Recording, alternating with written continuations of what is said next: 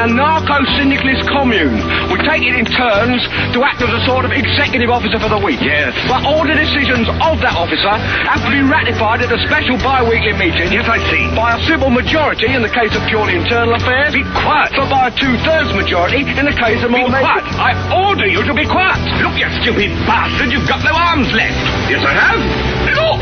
It's just a flesh wound. I don't believe I've seen such a display of courage, skill, nerve, grace, and stupidity. I'll do you for that. Oh, what? Come here. What are you going to do, bleed on me? I'm invincible. You're a loony. The Black Knight always triumphs. Roundtable Live, Monday through Friday, 1 a.m. till 4 a.m. Eastern Time. Bring your mind, bring your ideas, bring your voice. King Arthur had nothing on us. Here at Revolution Radio, freedomslips.com.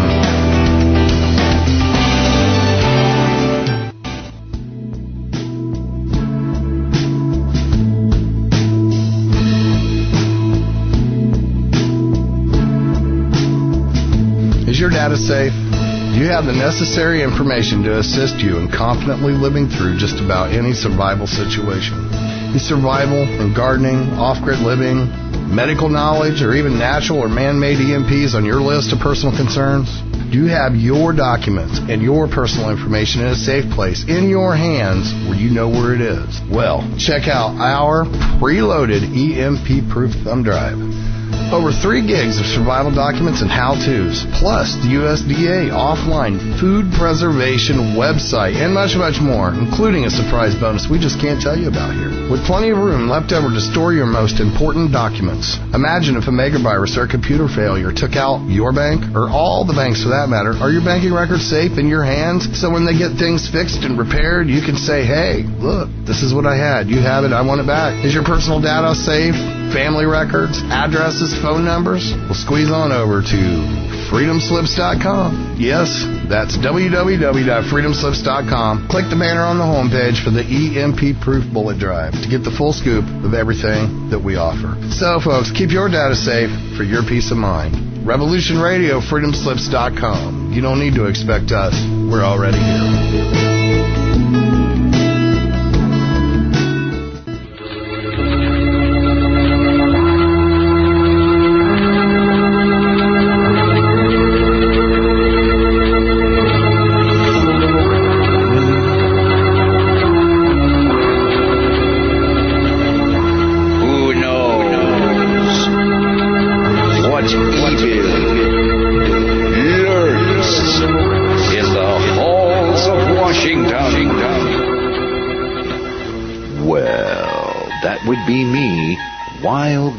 Samso, your host of the Samso Report.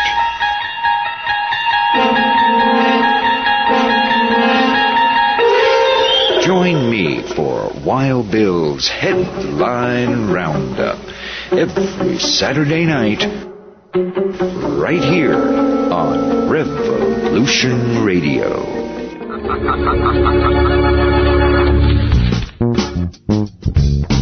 Thank you for tuning in to Revolution Radio at freedomslips.com. If you plan to call in and speak with one of our hosts, please turn down your radio and separate yourself from any background noise and wait for the area code to be called on before you speak. And don't forget, Revolution Radio freedomslips.com is listener supported. So stop by the homepage, freedomslips.com, visit the site support area to help support the host you're listening to's airtime. Thank you. Revolution Radio freedomslips.com, where the truth never sleeps.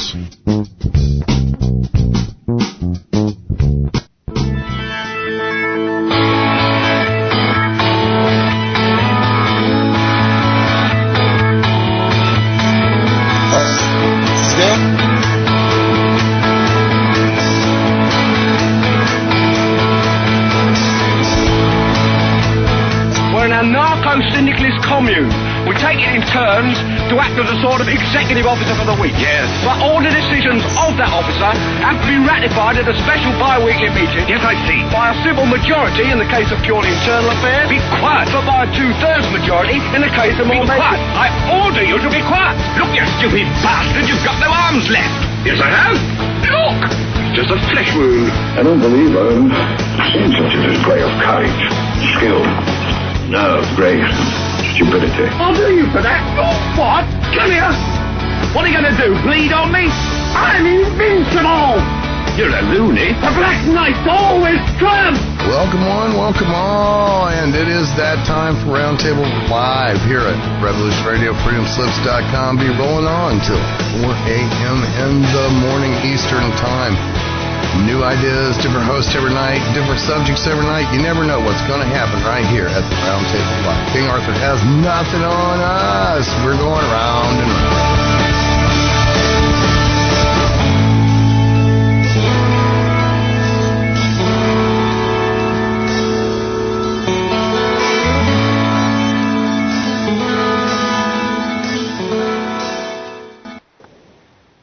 Revolution-radio.com.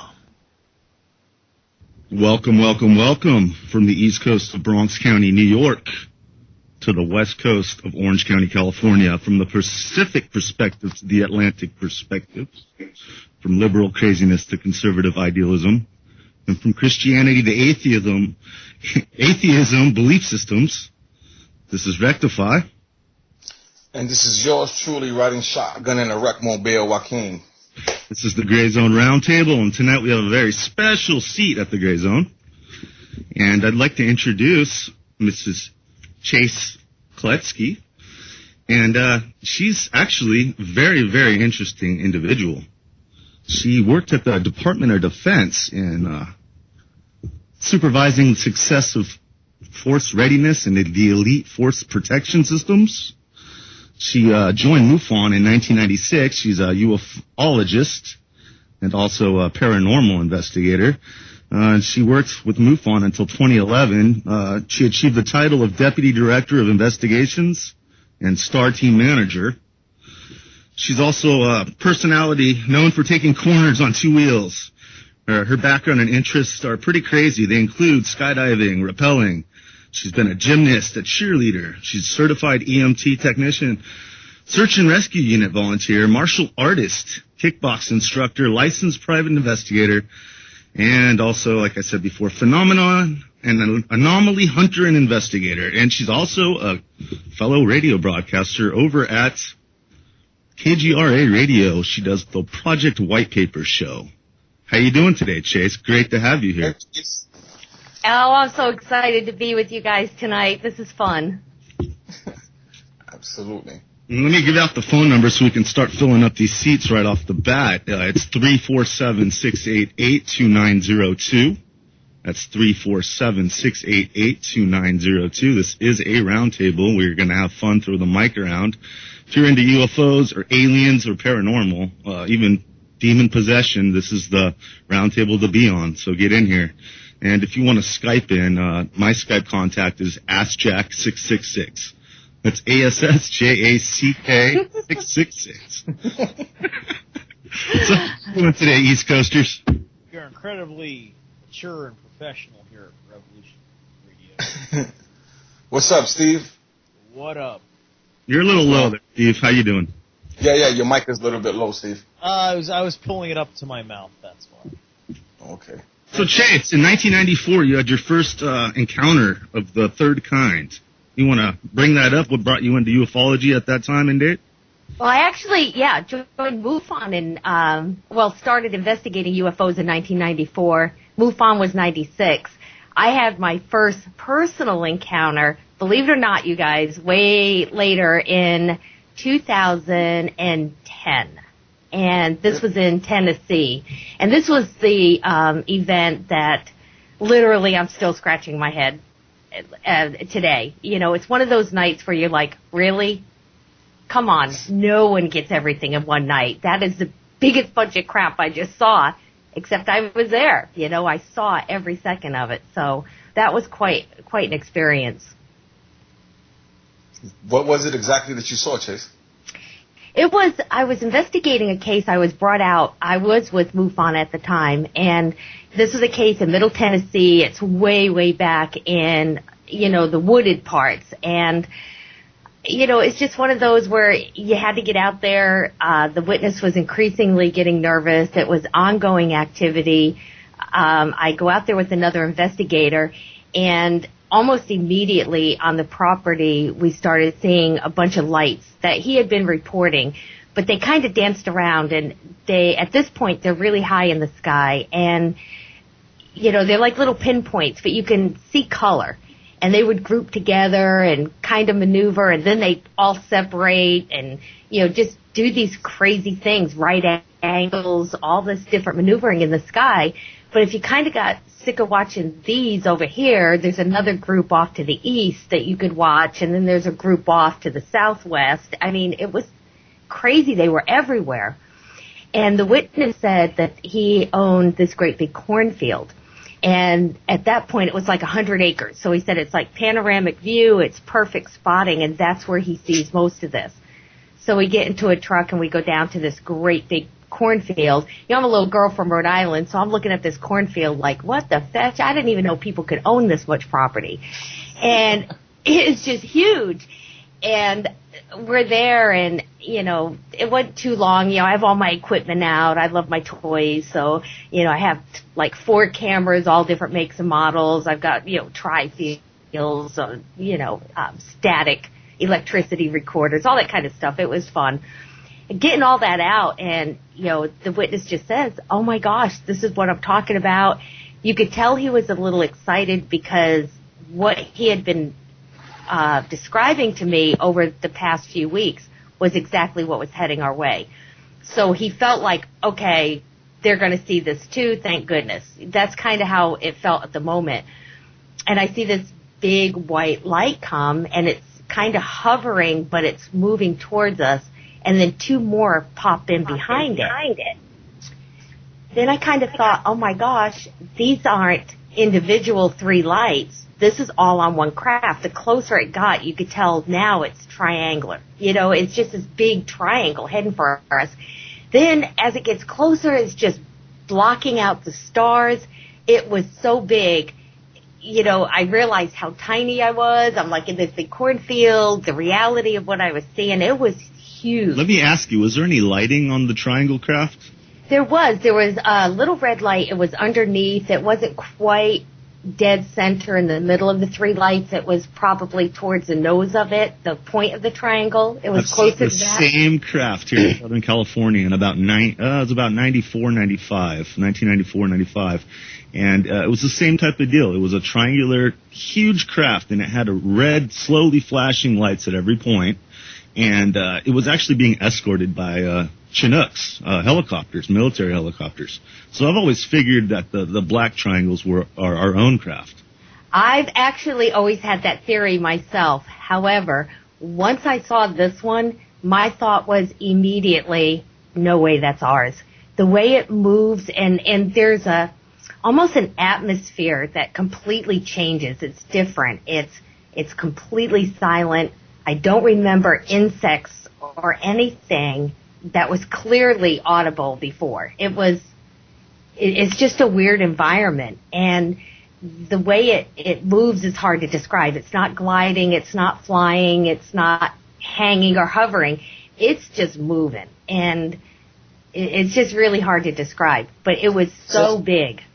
Did you potentially... Chase, are you familiar with the TR-3B Astra by Lockheed Skunk Works? Absolutely. And a lot of people will report these, and we suspect that that's it. As a ufologist, we know, guys, that probably 80% of our entire database is technology we can't confirm, through the military. We know it's ours. But without that validation or that verification mechanism available to us, we have to list them as unknowns. But this one, if it's ours, man, what are we doing in Afghanistan? What are we doing with boots on the ground still? Because that kind of technology, ridiculous. It was ridiculous technology, what I witnessed. Just the size. Ben Rich had made a statement because he was in charge of that project, if I'm not mistaken. He had claimed that that craft was actually capable of teleportation and interdimensional time travel. And I mean, how true is that? Who really knows? But if that's the case, you have to question a lot of things. And now past, because it said that same object has been spotted in the 30s and in the 50s. So if it is capable of time travel, you would have to question all the UFO sightings in biblical times, all the UFO sightings in the times of Alexander the Great, so on and so forth. Did they have a hand in shaping our history on purpose to get us to where we are now and what they call religion? But that's neither here nor there. But it's actually an interesting subject. They said that the first craft that they manufactured was the TR-3A Black Manta, and that was by Northrop Grumman, which was the predecessor to the TR-3B Astra, which Lockheed Skunk Works made. And the Black Manta wasn't capable of time travel nor teleportation. The TR-3B Astra is, and what was the one responsible for the Belgian sighting on April 1st, 1990. It's, that's exactly what I'm talking about with this kind of stuff. And then you have people like Senator Graval from Alaska, former senator, he's retired now, literally stating in the middle of the National Press building in D.C., well, of course we have space troops. We have, people that active duty military training in a space environment. What? You know what I mean? But you're absolutely right. These triangles, and it's a popular theory, especially in ufology, that these are time travelers. Even the Bentwaters Rendlesham case, the eyewitnesses themselves actually believe that they're us in the future, that these craft are time bandits. If I may. Yes. If you have teleportation, you have time travel. They are one Absolutely. and the same, because time and space and time, as they are interchangeable by the same merit that a particle is a wave and a wave is a particle. Therefore, teleportation and time travel are one and the same. It just depends on when you teleport. Are you going from place to place without moving through time, or are you going place to place as well as time to time? Well, Dr. Bell used to explain it really simply as this. You take an index card and you put a black dot on each end lengthwise, and you take that index card in your hand and you flop them together so both black dots touch each other. And that's basically a resemblance of space and time and how they go hand in hand together. So you just be flapping this card in this hand, and the two black dots would touch each other. And, it's the bending of space, I guess you could say. We've also been joined by Leonard. Welcome to the roundtable, Leonard. You got a question for Chase? No, honestly, right now I'm just listening to what's being mentioned. I like it so far, so let's keep it going. I was just going to add that I wanted to ask Chase about our encounter. You said that this thing, it was extremely silent when you saw it. What was its altitude? That's the only thing. There were 7 people that witnessed the events of that evening. The only discrepancy in anybody's statement is the altitude. I'm the first one to say, I guessed. I have no idea how to judge. This craft was so big. The environment looked so different. We're in the black of night. Truthfully, I've personally never seen that many stars, because where we were was so dark. This place was so dark that, there were not a lot of town lights that, hindered some of the viewing that we had. But at that point, I said it was about, I said 12,000 feet, and that we had an 18,000. One even said 30,000. One thing was clear: nobody had even kind of close to the same distance of how high this craft was. Okay, so it was up there. All right, I thought it might have been a low flying craft, because one of the things I was going to bring to your attention is that there's ionic propulsion, ion winds. That is how a lot of these quote-unquote anti-gravity crafts function when they are traveling in atmosphere. When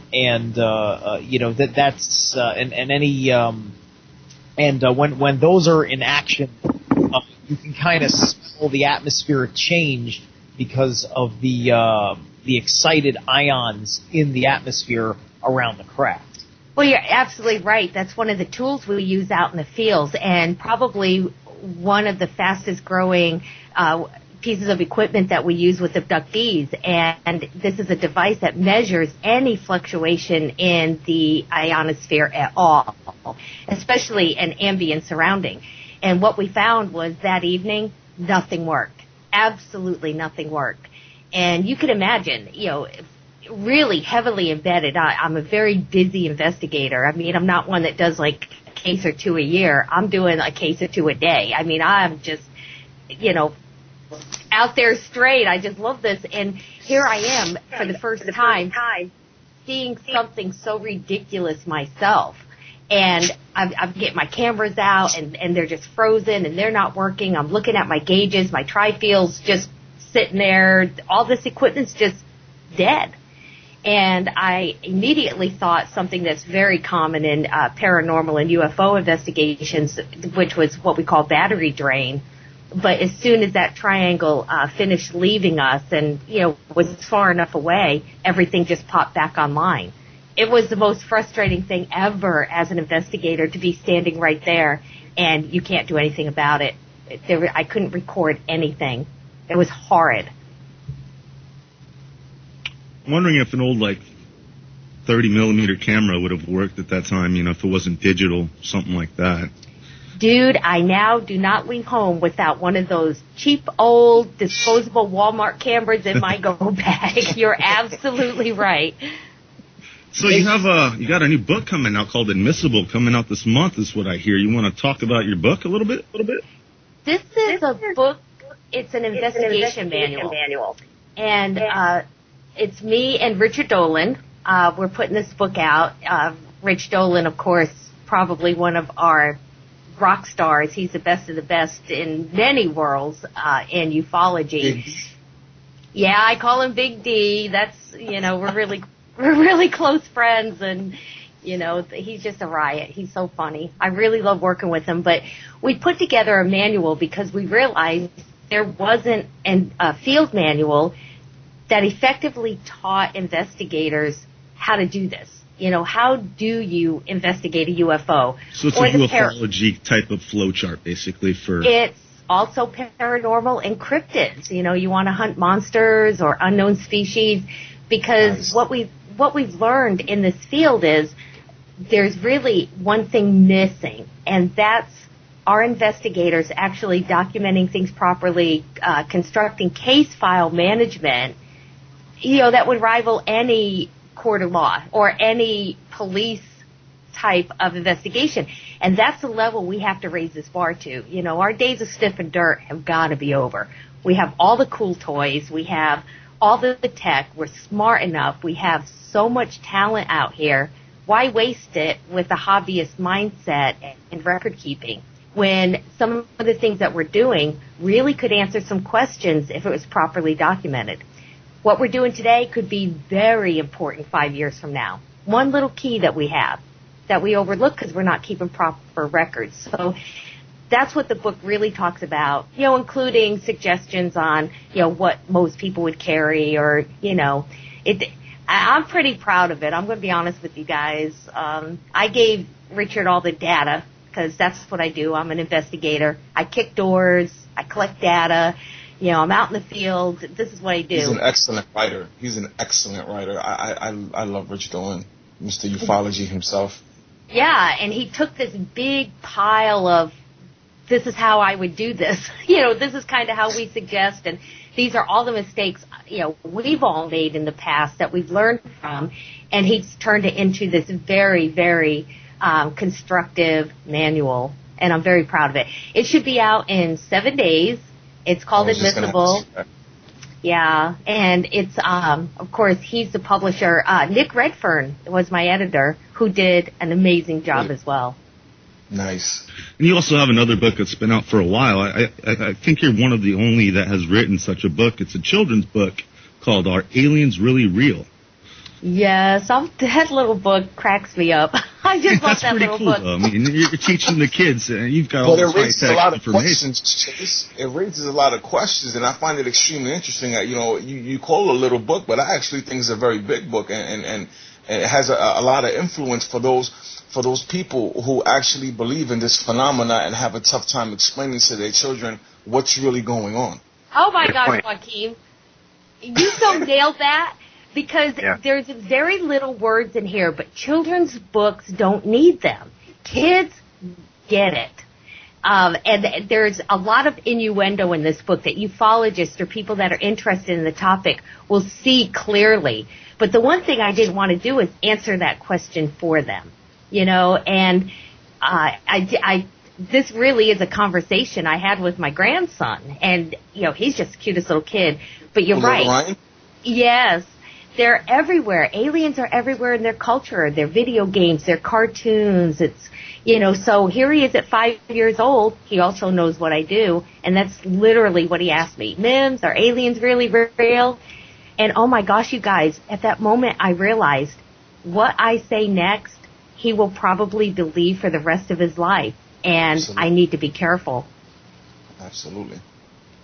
And how did you tackle that question, Chase? Were you very careful? I'm pretty sure you didn't answer it fully. You gave him enough information so that he can go explore the phenomenon himself. That's exactly what I did. And I also taught him to really not listen to just one point of view, that, this is exactly how you study something you're interested in, is you try to get all sides. And, we all kind of get into some of these topics. You like a ghost hunter show, or you see an apparition, and next thing you know, you're kind of studying the phenomena, and next you're knee deep in a rabbit hole talking about dimensional jumps and quantum physics and mechanics, and man, that's epic right there. And for every kid that can learn where to find his answers, you just help create the next Einstein. Absolutely. Chase, you recently said that you recently told me a week ago that you're going to Bolivia and Peru for a whole month of January. I'm kind of hating on you right now. I know. Because I'm not going. But you had mentioned that there is a new city that was found. Would you like to talk about that a little bit? Yeah, this is just the craziest thing ever, because this is a very new discovery that's, actually getting out. I'm going down with an expedition team, like you said earlier, just the whole month of January. We leave very early. I can't say too much about everybody that's going in and who's on this team, but it's a pretty impressive team. We're going to be traveling all over Peru. Of course, some of the usual suspects, the mega structures. We'll visit some of them, but that's not really what we're going down for. But of course you're there, so you have to, right? Oh, of course. But yeah, they just found this new city. Now here it is in Peru. And they call it the Lost City because they just found it in the Amazon rainforest. And basically it's known, there's this group of people known as the Cloud People of Peru. And it's an ancient white-skinned civilization that they believed was wiped out in the 16th century. They found like this little citadel in these really, really remote mountainous region of Peru. And it's really, they think this is where it is. What's interesting is, of course, this white-skinned blonde hair really is freaking out a lot of archaeologists, historians, the people that really understand this, because, we know these aren't traits known to European ancestry in any way, shape, or form. So it's causing quite the buzz right now, and it's really tucked away. To be just found now, with all our Google Earth and all this. And I just posted an article on my Facebook page. If you guys want to grab it and put it, I might even be able to put it in chat, but, and it has pictures of Google Earth and some of these really cool stuff. It's interesting. I wonder if these cloud people co-inhabited with the Aztecs and Mayans, or if it was a different epoch altogether. It's, there is stories about in fact, all over Peru. There's a snowflake festival that they have, and they describe much of the same type of people that, they kind of worship that came from the stars and, in this website. And one of the things, literally, they've got little mummies, which I can't talk too much about those either, but it's amazing, and I'm really crossing my fingers because one of the things that we hope to do is to actually be one of the first to unwrap these mummies while we're there. It's kind of why we're going, so this is going to be a biggie. I'm very excited, you guys. So are you going to be in any type of biohazard suits when you pop open these mummies? I think about that every once in a while, but as somebody, my forte is forensics, so honestly, we'll be geared up, not quite hazmat, but all the normal protections. Interesting. So, Department of Defense, that's a really big stature that you held. What kind of work did you do with the DoD?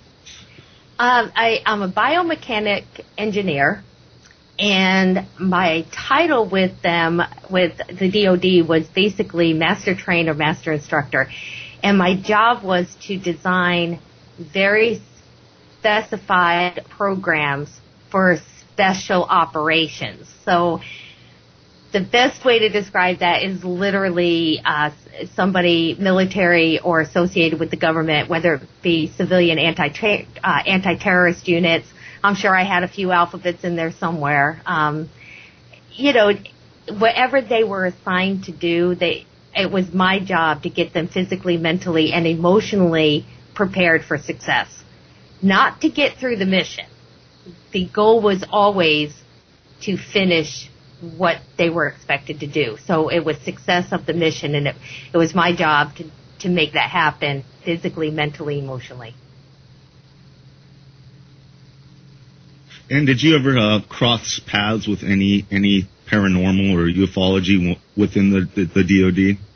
No, it's something I think, some people knew I liked the topics. I don't think they ever really paid much attention to it. It's not really something you did talk about at work like I can now, but I don't know. I just, you kind of go to work and you usually just head deep in it and trying to get done. And it was a demanding job, you guys, because, just the personnel that would be obvious that would be assigned to me, they got some pretty big egos. They got some and they're supposed to. They have to be very confident in themselves and their skills. So, most of the time it was just kind of getting through dealing with some of these guys and these units sometimes. But, so and you it basically have to walk around with horse blinders because of all the compartmentalization. So there's not much conversation when it comes to any kind of secrecy or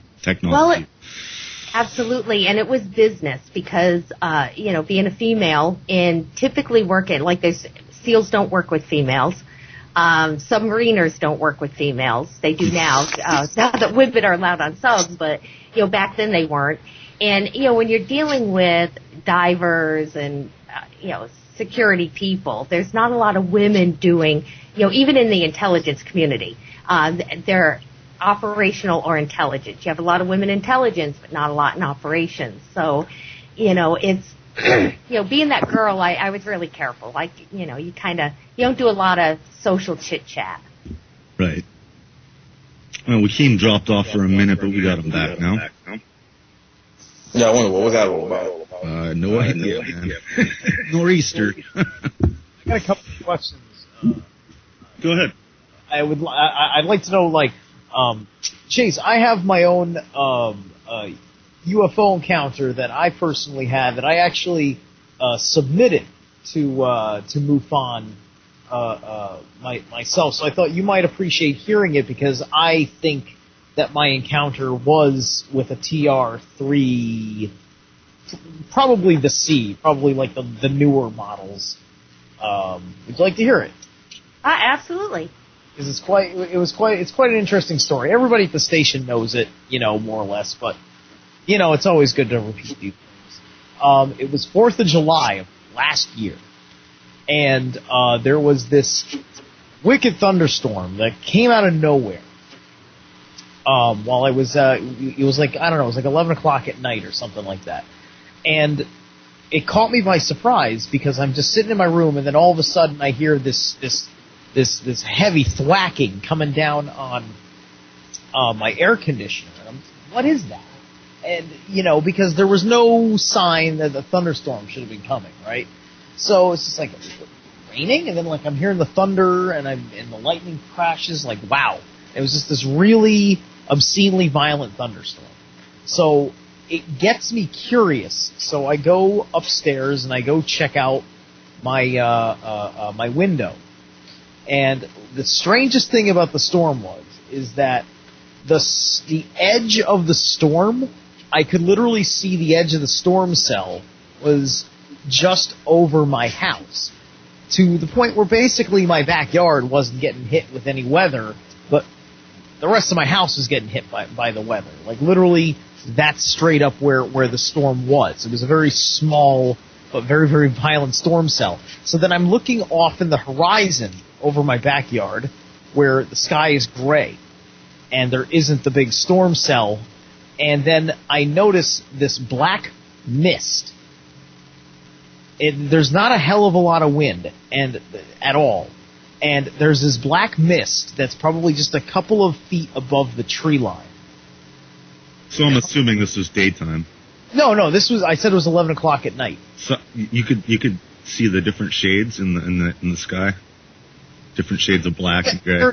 There was sufficient moonlight because the storm cell was in one spot, and then there was like a gray overcast over the horizon. So there was enough ambient light. Plus, there was enough ambient light.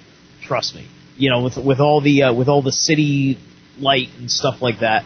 Granted, I'm not in the city, but hard to describe. But the point is that it wasn't pitch black out either way. So I see this black mist, which is in the shape of a perfect equilateral triangle. It's just above the tree line, and I'm watching it approach my backyard of its own propulsion. There's no wind pushing it, and it's holding its form, and it just glides right over my backyard, and then I watch it come to a stop once it touches the edge of that storm cell. So I'm sitting there, I'm like looking up my window, and I'm just like, I'm watching a TR craft dock with the storm cell. And after it docked with the storm cell, the thunder stopped, but there was still lightning activity. So I was experiencing Black Ops weather manipulation over my house. That's interesting. That's very interesting, Steve. Mm-hmm. Yeah, that's a wicked good case. Yeah. The guys at Area 51 gave me my own personal 4th of July fireworks show. Yeah, well, and they just now opened up from Area 51 a brand new top secret stealth drone that they've just revealed. On the public side of 51. Yeah, well, on the newly declassified Area 51, I guess this is their way of giving us some information now and then. But well, I mean, 51's been official ever since the F-117 was released. Right, but not confirmed by our government. Now that Obama's come out and officially declared it a military base. I'm hoping to get a hold. That's because they moved it. As soon as they moved it, they were like, yeah, Area 51 exists. You guys can go visit it if you want. It's because it's not there anymore, most likely. Oh, it still is. I actually have a friend that rides Janet, the just another non-existent transit, the white aircraft that actually flies out of Vegas into 51. So this is stuff, but I don't think it's classified. Well, they probably changed a little bit of its operations, I would assume, but as I understand it from Sean David Morton, that all that stuff has moved to Utah. Yeah, absolutely. To Salt Lake. It's all in Dugway, is what we suspect, and the reason for that is that 90% of Dugway is private industry. And, of course, we all know they don't have to answer to congressional oversight. They definitely don't have to answer to the public or any kind of freedom of information. Even a Senate hearing can't penetrate that private industry. And yet 90% of Dugway military base, that's exactly it. It's private. The proving grounds, no, Chase? Yeah, it's crazy. Dugway and Michaels Air Force Base is another little kept secret up there in Utah that's, kind of pay attention to, guys. Going to hear a lot more coming out of Michaels. Have you heard of the website called whatisinOurskies.com? Yes. That's I'm friends with Sean Goutreau, who does all that photography and film work. That site may help give an explanation for what you saw. That super ship. That would be nice because, the rest of the evening, was even crazier. But like I said, this is one that I was there. I witnessed it. I know exactly what happened. And I don't know if it's military technology, the government. I'm more on the side that that's what happened, because it was just stupid. It really was one of those nights. But when you get into these big events, I think what I focused on when it started to get really crazy was the witness, because it's the only reason I was out there to begin with. And when you have kids that are afraid to sleep in their own beds, they're terrified, the husband's running after these things, chasing them down country roads, these strange lights and, other activities that is often associated with UFO sightings. We had to kind of rein in and get them back to their, seemingly normal life. And so that's what we focused in on. And I really haven't paid too much attention about my personal experience with that and how to deal with it. It was really just focus in and do my job as an investigator. But it made I'm sorry, go ahead. I was just going to say, it just made such a difference, you guys, when we get back. We ended up running like, little girls out of the cornfield at one point because this panic, this absolute terrifying fear hit everybody at the exact same time. We all turned and ran at the same time. But we get back up to his driveway, and when you see a witness, and this is a grown man, this is a very proud man, and I'd love to tell you who it was because most of you would know. If anybody follows NASCAR, you'd know who this was. This is an extremely credible witness. And, he literally gets down on a knee and he's emotional. And he just said, "Oh my gosh, Chase, thank you so much for coming out here. You saw that, right?" And I'll never forget the feeling when I looked at him in the eye and I realized to him, I was that unbiased professional witness that came out to help him. And I'm not just his wife or a neighbor or, a friend that kind of, rubbed him with the elbow saying, "Oh, yeah, I saw that too. Yep. He was so relieved to finally have help that saw exactly what he had been dealing with. He was emotional. It was a profound moment, actually. Hey, Chase, I was wondering, have you ever investigated anything that dealt with extraterrestrials themselves, beings? Oh, yeah. I just got done a case in North Carolina where I took a report. It actually came from Vinny in Brooklyn. And he asked if I could get to this case. It's huge. And basically it's two police officers, a wife. There was a couple other visitors with them.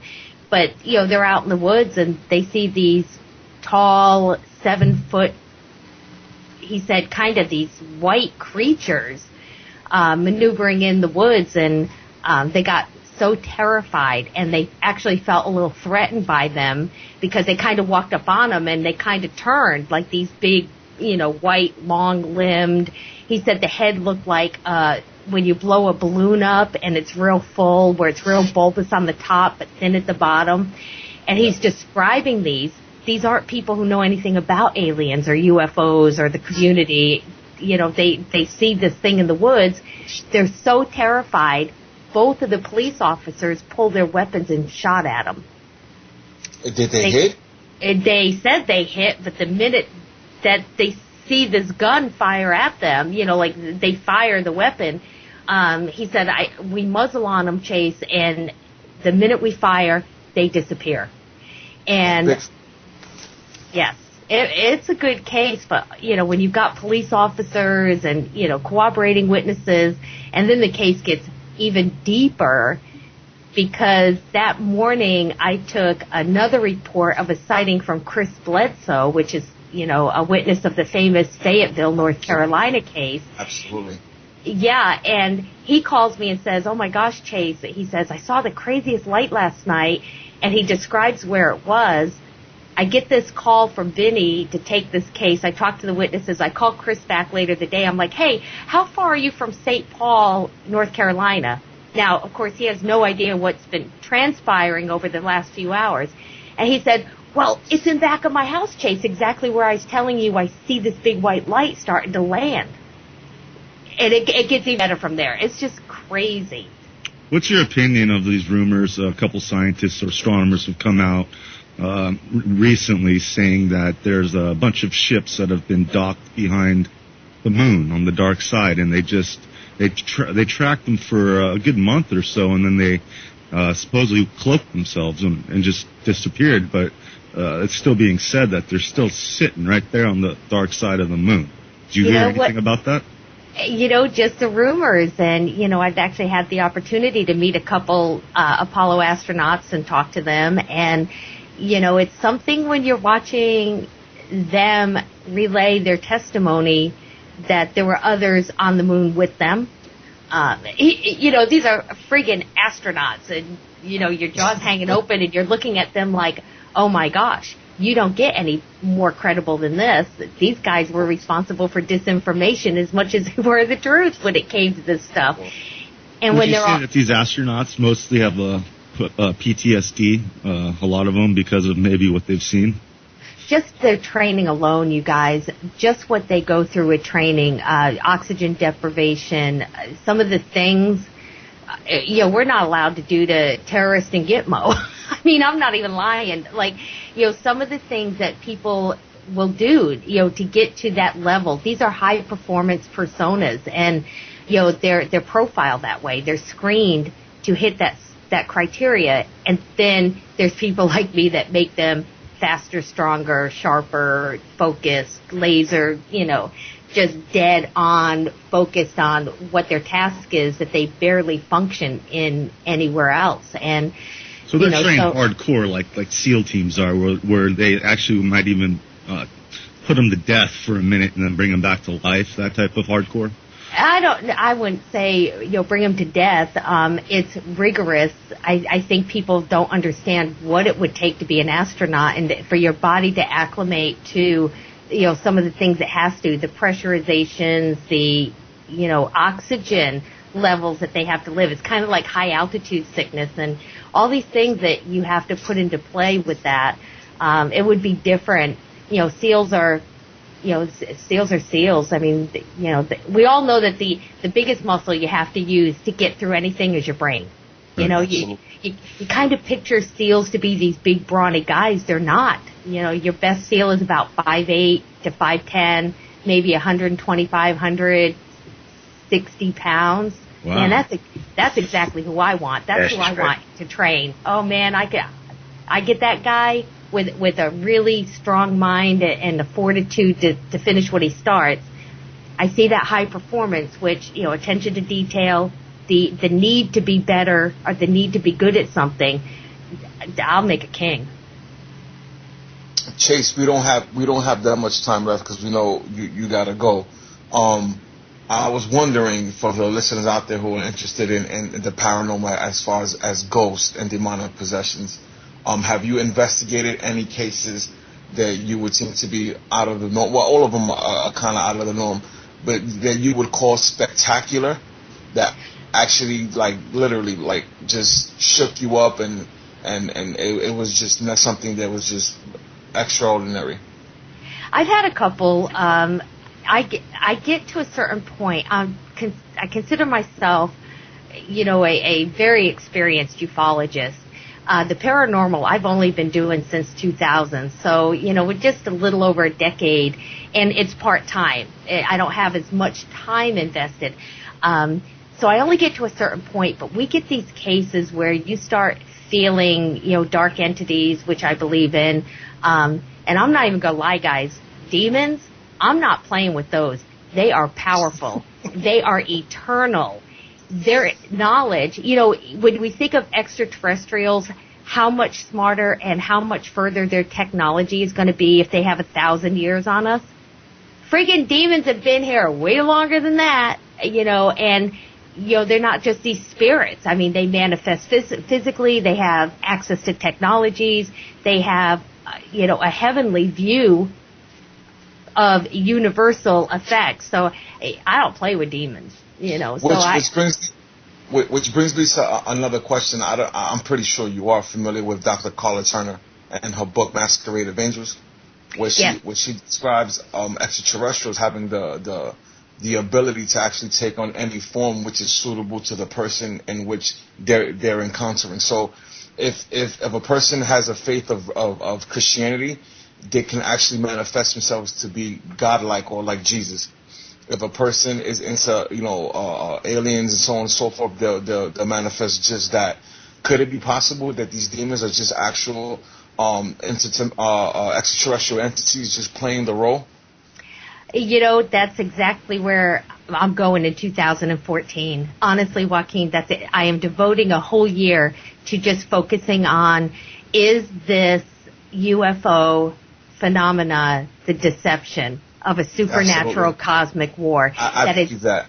It is exactly where I'm going. L.A. Marzulli has a lot of information on this. In fact, he's laid out more evidence on UFOs than any ufologist. And here's an evangelic guy that's really sees this as the deception. So he's got a lot of controversial statements. Me as a ufologist, or talking to someone who thinks that they're a hybrid, or that there's been some sort of hybrid program where they've been used. But we have to follow the evidence. And Joaquin, honestly, that's one whole year, and that's all I'm doing, is I'm following the trail of the Nephilim. I would like to ask a question here. Oh, sure. Sure, go ahead, Lenny. I don't mean to cut you off, Joaquin. No, that's fine.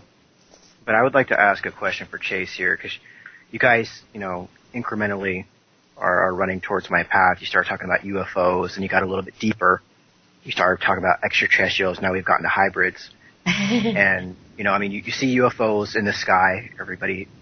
Not everybody, but there are people who claim to see UFOs. But there is someone in that craft. There is some sort of entity in that craft. And you do get these stories of abductions. Some seem more credible than others. But my question to you, Chase, is, with all of the investigation that you've been doing, the amount of people you've been able to, investigate and to interview, your gut instinct, where do you see this going? And with that, when you get to hybrids, have you ever looked into David M. Jacobs' work, and do you see your research aligning with his work, or do you see it going somewhere else? I do. I have, absolutely a big fan of Jacobs' work. And Mac, he's terrified. After everything's said and done with what John Mack has just completed, and Jacques Vallée felt the same way, even J. Allen Hynek. These guys all went to the conclusions that they personally believed this was dimensional, and they believed it was more supernatural. I'll never forget a comment made by Robert Bigelow, which, very controversial aerospace guy that's so interested in UFOs, he hired MUFON and bought all their cases. But, he made a statement when he was asked about the UFO phenomena, and he kind of looked, and he hates talking about it. He's very private. And he stopped, he turned around, he looked, and he said, "You guys don't even know what you don't know." I'm telling you, I heard that statement, I almost fell through the floor. Like, literally, my stomach went into knots, and I was so shocked, because I do believe that this is where this is going. The greats before us believed this is where things were going. Their conclusions were all going interdimensional. And you're absolutely right, Leonard. There's an intelligence behind whatever this is, whether it's interplanetary, they're getting here with full tank of gas and a Red Bull, or it's dimensional, or, it's time travel. There's an intelligence behind it. And I think as ufologists, we're still focused on that because that's the question, isn't it? I swear, Leonard, that's why we need every critical thinking, high-performance individual, people who are interested. There's a role for you in here somewhere. Absolutely. We know that the UFOs are real. They're burgeoning. They're not going anywhere. We know that they're entering our atmosphere. The question, we're not even doing lights in the sky anymore. We're done. We know this. Right. Now it's, who are they? What do they want? And where is our role if we have one? Chase, not to cut you off because we really don't have that much time left before the break. I would like for you to give out websites where you can be reached, where your books can be found, so on and so forth. Are Aliens Really Real? That one's on Amazon.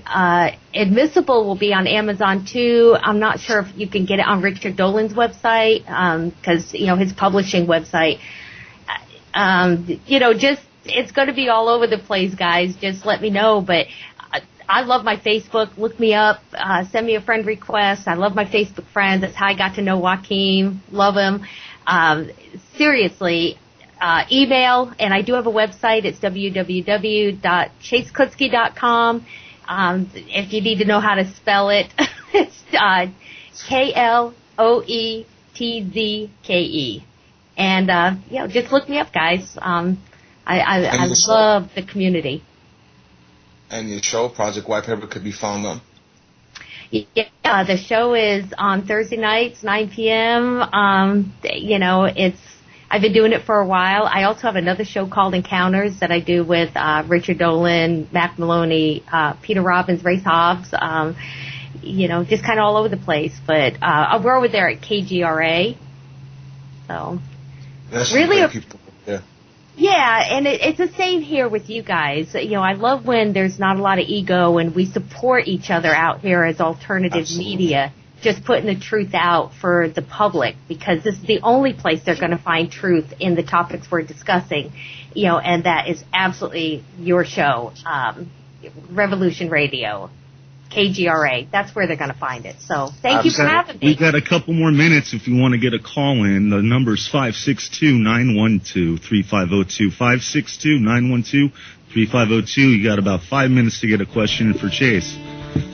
Thanks again. Oh, nope, there it goes. Thank you so much, Chase. It's a pleasure. You're welcome. Absolutely. Love you so much, Chase, and I'll speak to you soon. See you on Thursday. Absolutely. Thanks, guys. Hey, anytime. This was awesome. And for taking time out to be with us so late. Thank you, Chase. We appreciate it here at Revolution Radio.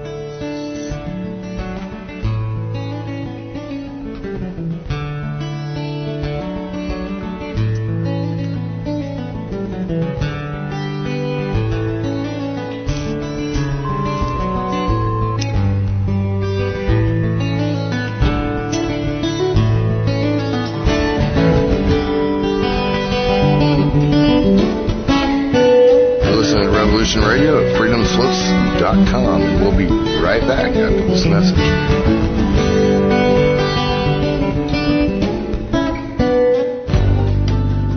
Who owns you? If you're not in control, then someone else is. Join me, Ivy West, for Voices on the Wind, Saturday from 4 to 6 p.m. Eastern in Studio A. I discuss government, health, metaphysics, suppressed science, universal mysteries, little-known incredible facts, alternative energies, and even more than you can imagine. Won't you join us on Revolution Radio Saturdays from 4 to 6 p.m. Eastern for Voices on the Wind with me, Ivy West. There are lives in the balance, people under fire, children at the cannons. Because Because if your head's in the sand, your tail is a target. Hi everybody, it's me, the Fetch, host of Inside the Eye Live. Before the Sunday mainstream media political pundit talk shows, there is Inside the Eye Live, where we break down some of the weekly mainstream media talking points before the talking points even get aired. Add in some entertaining stories, weather, cats, intriguing and informative guests, and you get one of the most listened to Saturday morning streaming media political talk shows going today. And it's all right here on our flagship station, Revolution Radio at freedomslips.com. So join me, the Fetch, for Inside the Eye Live every Saturday morning at 10 o'clock a.m. Eastern. It is truly intelligent media for the politically aware.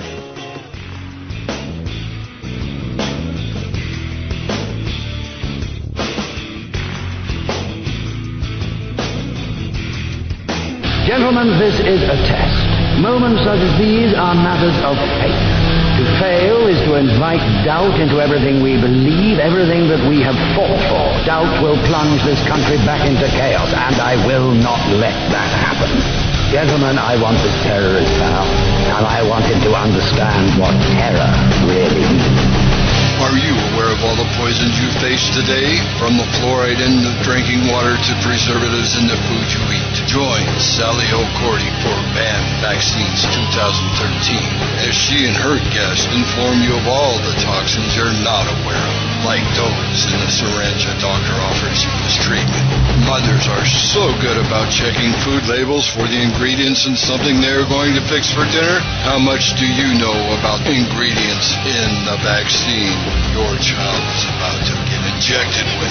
Remember, death starts at the end of a needle.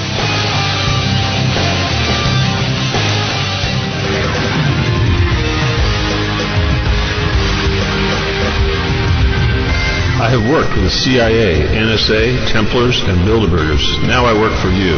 My show will disclose secrets of science and esoteric knowledge. Join me, Stephen D. Kelly, for 2 hours every Thursday night at 10 o'clock Eastern Time on freedomslips.com, Revolution Radio, Studio A. You can also listen to previous shows by going to youtube.com/Free Revolution Radio.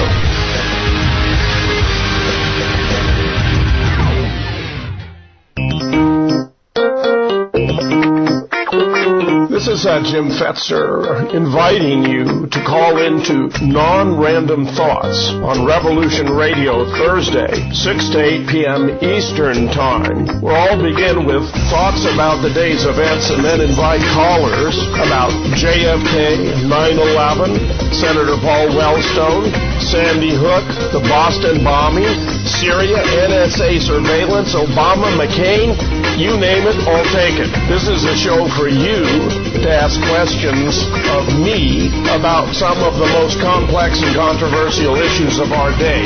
I'm looking forward to it, and especially to hearing from you. That's right here at Revolution Radio, freedomslips.com, Studio B, 6 p.m. Eastern Time, Thursdays. Be there, where information never sleeps.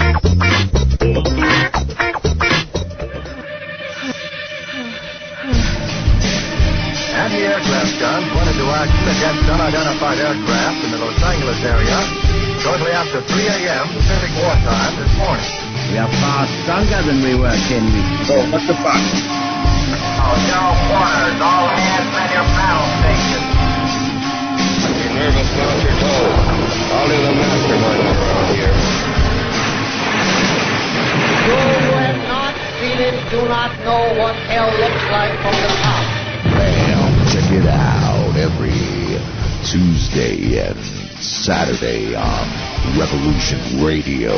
It's a double dose of the internationally recognized renegade military historian Douglas Dietrich. You'll stay right where you are till I tell you to move out. Yeah, that's right. Tuesdays from 10 to midnight Eastern Time. Join Douglas Dietrich as he exposes the truth in hidden history on his show Critical Omissions. And then our human weapon of mass destruction is back once again to take your calls on Saturday Night Firing Lines. Both 10 to 12 p.m. Eastern Time. Only on Revolution Radio at freedomslips.com.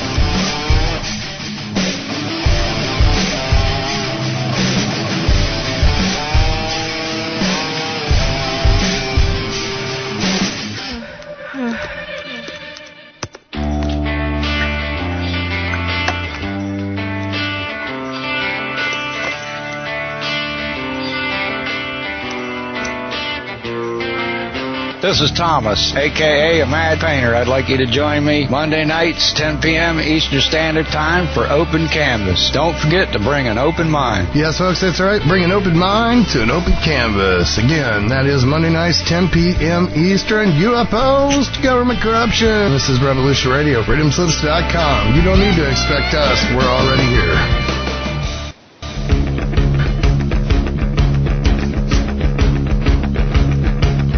Revolution Radio.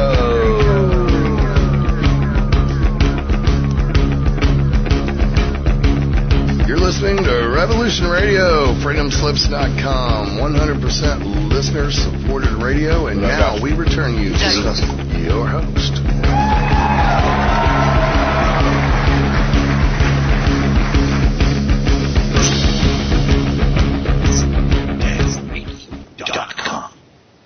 And welcome back. This is the GrayZone Roundtable. This is Rectify. And this is Joaquin. And we just got done with an awesome roundtable guest, Chase Kloetzke.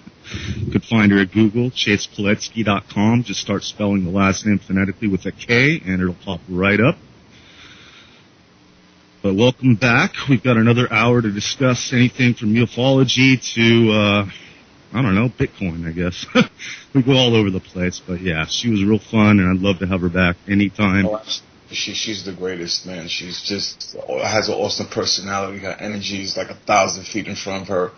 She brings a lot to the table. She's very versatile when it comes to just speaking about anything, even Bigfoot. We didn't even get into Bigfoot, and she's very knowledgeable when it comes to that. So I'm telling you, there was a lot of questions that I had for her that I knew for a fact, even when I was thinking about them earlier, that I knew I wasn't going to get to, because an hour is just not, it's too short. Oh, I wanted to talk about her martial arts skills. She trains in Israeli martial arts. That's actually forbidden in most of the world to use in, mixed martial arts or anything like that, but she's a master. I forget the name of it.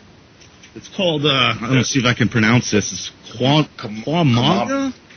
Yeah, something like that. Yeah, Israeli martial arts. It's banned in most forums, so. But she's an expert, and she's only about 5'2" and about 95 pounds, but she kick our butts. Yeah, Chase is kick ass. But I wanna let the listeners know that obviously this is Revolution Radio, freedomslips.com, and yes, freedom does have a voice and lips, and we are that voice and those lips. And it's because of you we have guests like Chase Kloetzke come on, and it's because of you we can discuss these topics. So your donations are very much needed. Your support is very much needed. Whether it's $1, $20, $10, $3, whatever you can give. Nighthawk has a awesome offer. Non-GMO seeds, 35,000 seeds, with a $100 donation to freedomslips.com. So yeah, just please, whatever you can give, if you can give, if you enjoy what you're hearing and you like the station and you like the guests that we bring on, please support us. It's you, the listener, that makes it happen. That's revolution-radio.com, and our number here, 562-912-3502, 562-912-3502, or you can Skype AskJack666. Come join us. We got another good hour of roundtable. Yeah, but to get back, even though Chase is not here, I would love to get back to what we were getting, and I don't know if Leonard's still here. Hopefully he is. Yeah. We got Red Shifty also that's joined us. Casey, how's it going? Casey, what's going on? She's on mute. Yep, she's muted. Well, Leonard, like getting back to what I was telling Chase. I don't know if you're familiar with Dr. Carla Turner. Are you? Yeah, I'm definitely familiar with her research. Okay. I actually just downloaded 3 of her books on PDF today, which I find very interesting, and we're talking about that now. Yeah, absolutely. Into the Fringe, Taken, and Masquerade of Angels. Right.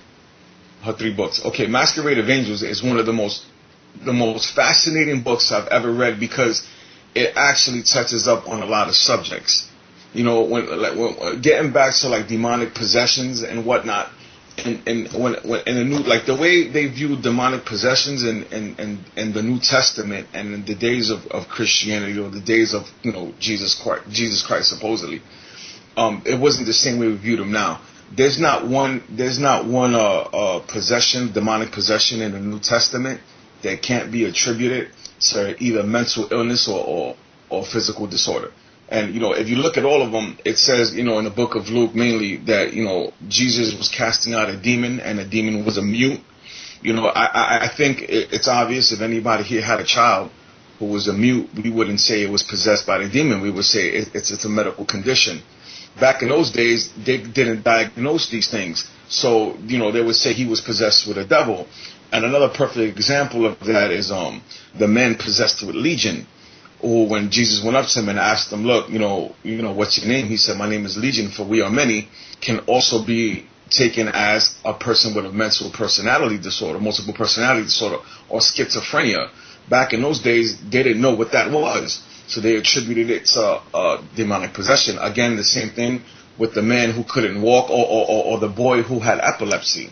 They said a spirit seized him, that he foamed from the mouth and he convulsed. That's epilepsy. That's not so much a demon. And the lady who had a back infirmity for 18 years and couldn't stand upright. And they said she was possessed with a spirit.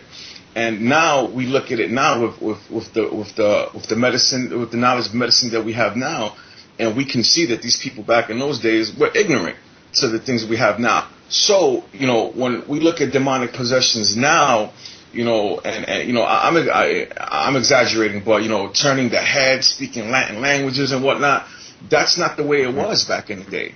It really was nowhere near that. There's not one demonic possession. You have something to say, Leonard?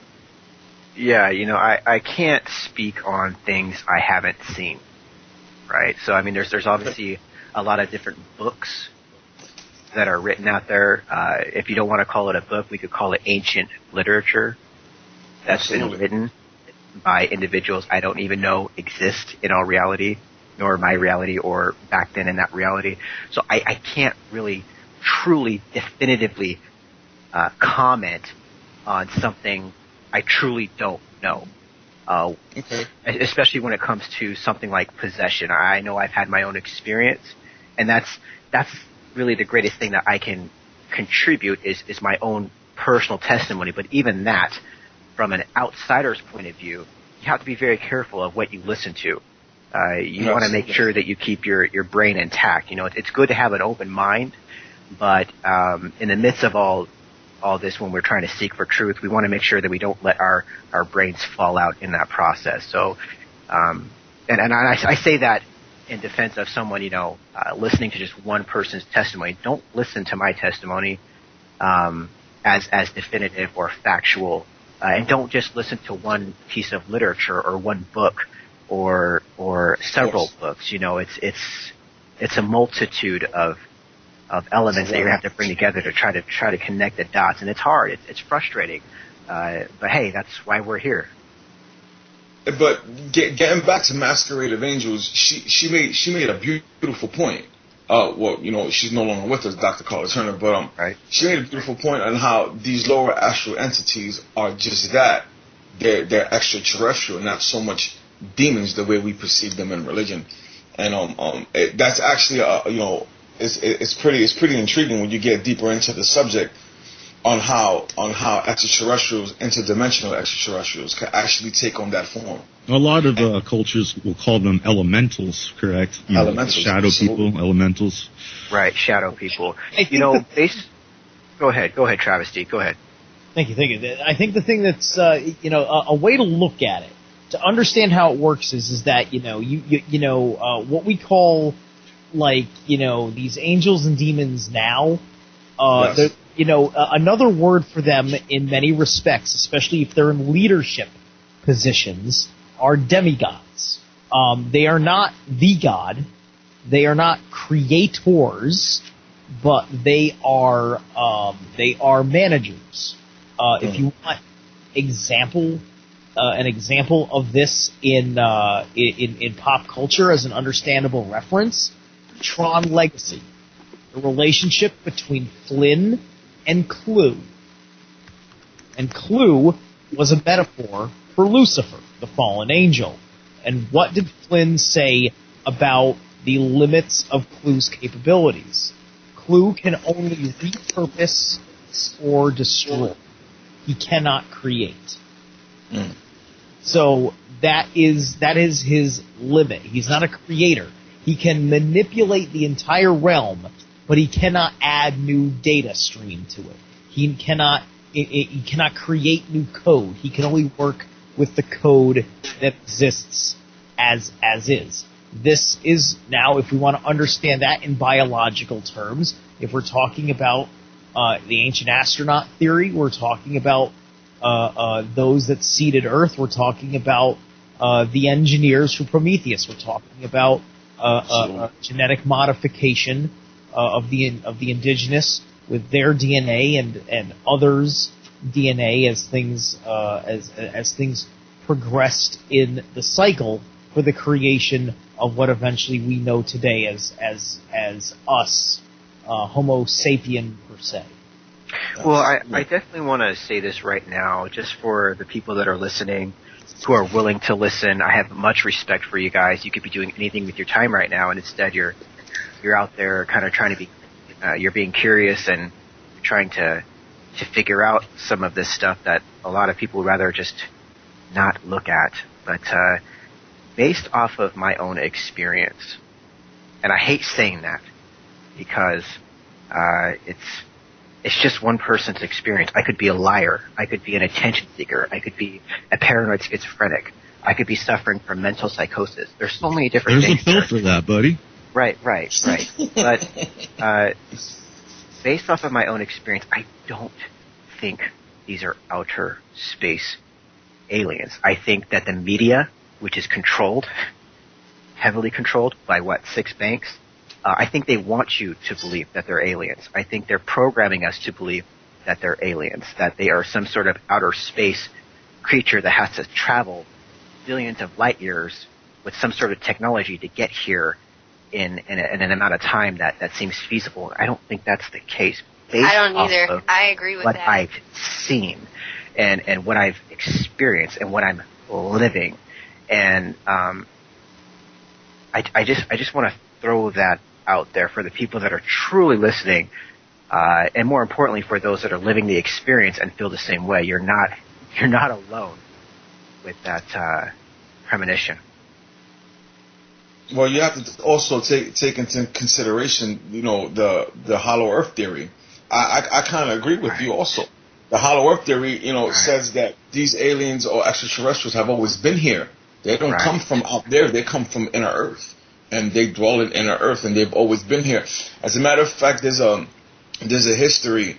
How true it is, who knows? But from the people who worked on the Montauk Project, they worked alongside reptilians, and the history that was taught to them about us was just that the reptilian beings were the first to colonize this planet, and that we're the alien species here, the mammalian species that look like we do.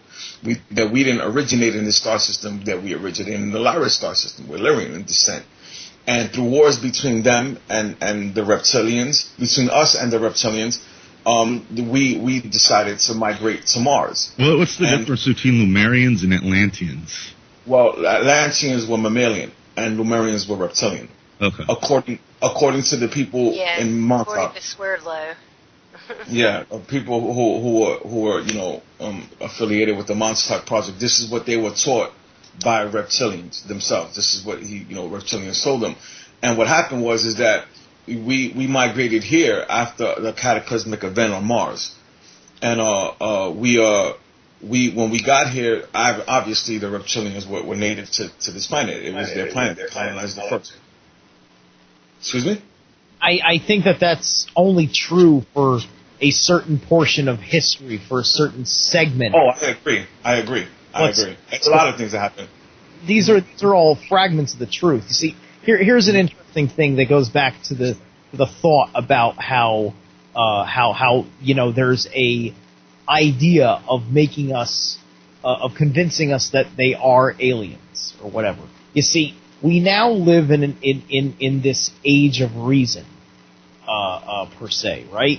After the Enlightenment, the concept of life on other worlds was much more of a predominant thought.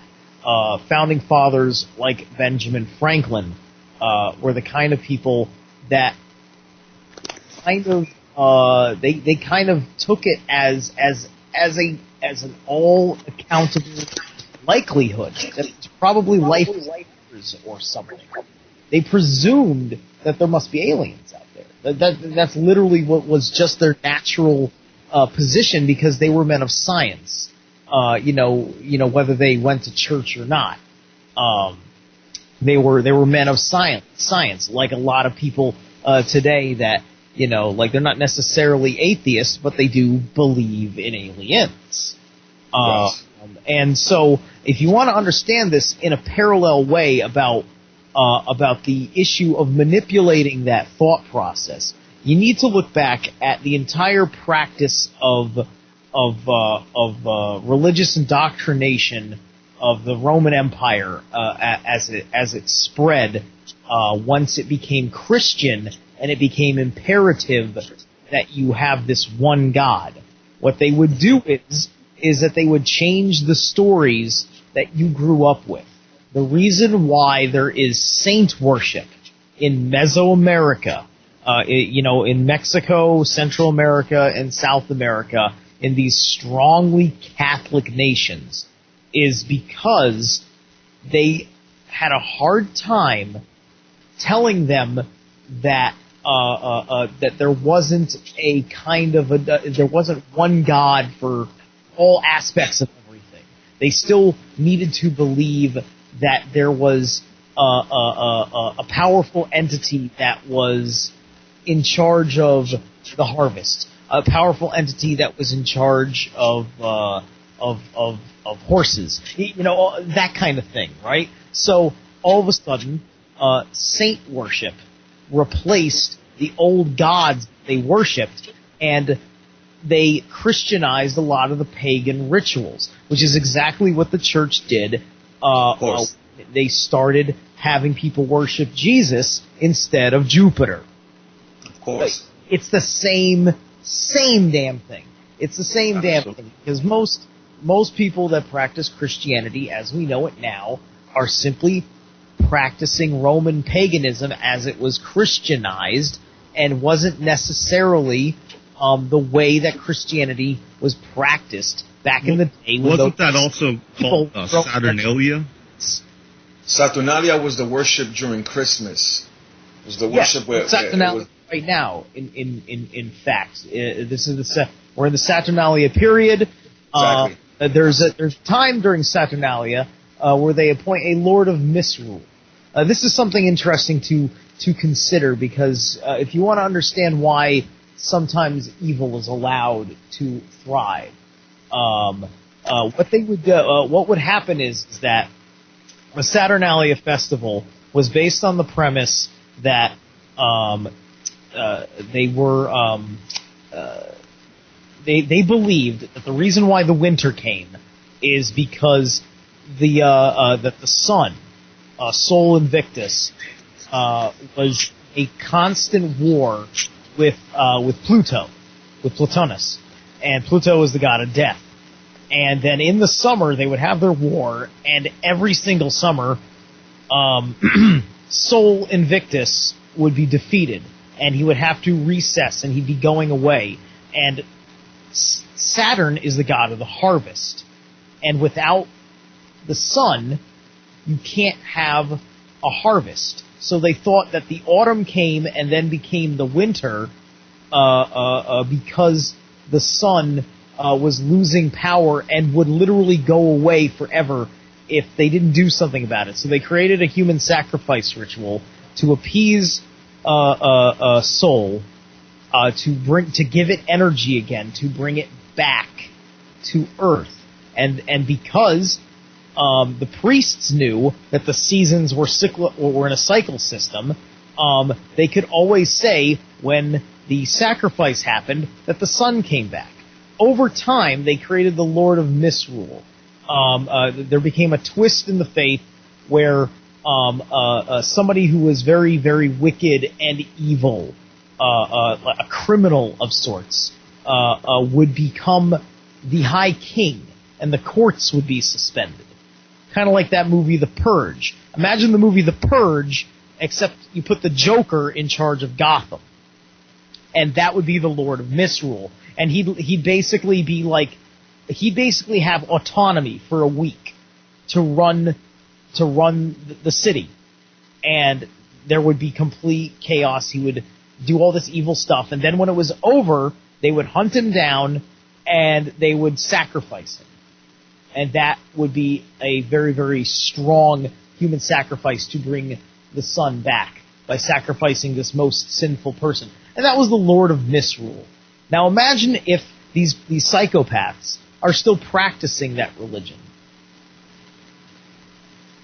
I feel like we're getting a little bit masquerading thing. And they allow wicked people to be in charge for a time. Yeah, it's actually today, December 17th, is the start of Saturnalia, and it goes to the 23rd. And the 25th is the rising of the sun, during the solstice. Right. Yeah, I believe they totally still do these rituals just under our noses, maybe even hidden in plain sight. But, I mean, if you look at politicians, they don't have religions, really. They play like they do, but I'd call most of them pagans to this day. And sacrifice, I believe, is still very, very real. Yeah, I think we're starting to get along the lines of Illuminati. If any of these politicians are simply pagan, I'd probably get along with them really well, because I consider myself more pagan in many respects, because I got a lot of respect for real, like, paganism, like real Wicca, like real Wicca, where it's about, nature and the mother goddess and good magic of the light and things like that. Those things I think are perfectly fine. I think that these are Luciferians. I've talked about before about how the witch craze. I was talking about this on Nick's show when I called in with Nick. How the witch craze was an invention. Satanic witchcraft was an invention of the church to create an excuse for the Inquisition to suppress women. That's pretty much what it was about. So, there was no such thing as satanic witches before the church invented it. So you said you consider yourself pagan. Would you also say you can consider yourself a warlock of sorts? I consider myself a lot of things. No, I'm not a warlock. I don't have any magical abilities. I honor certain traditions. It's nothing strict, because I'm not. I come across what I come across, and that I learn. I adopt it and I make it my own. And it's it's got to make sense to what I think is truth and reality. I am not changing who I am to fit that belief system. I am finding what is in that belief system that fits who I am, because I know who I am. The question is, what around me do I discover that can serve me? I also consider myself neo-pagan. But not so much like into ancient paganism, and because there's a lot of forms of paganism. I just acknowledge the fact of the polytheistic belief, and all the gods that were spoken of in ancient times are all the same gods throughout every single region on the planet, but just described differently because of the region they were on. Even if you go as far back as before religion, it's pretty much obvious that all cultures believed in the same thing. I mean, even before we even decided to take on the seas and go visit other continents and other places, you had the African people who believed in the Chitauri, which were the children of the serpent, the Anunnaki, who were described as feathered serpents, and in Mesoamerica, Kukulkan, which literally means feathered serpent, and Quetzalcoatl, same thing, feathered serpent. The Hopi, they call them snake brothers. And Japan and China was Nukwa, was depicted as half serpent, half woman. And the Aboriginal people in Australia believed in a rainbow serpent that created all things, and so on and so forth. Throughout every single region on the planet, even in India, they believed in the Nagas, where they created gods.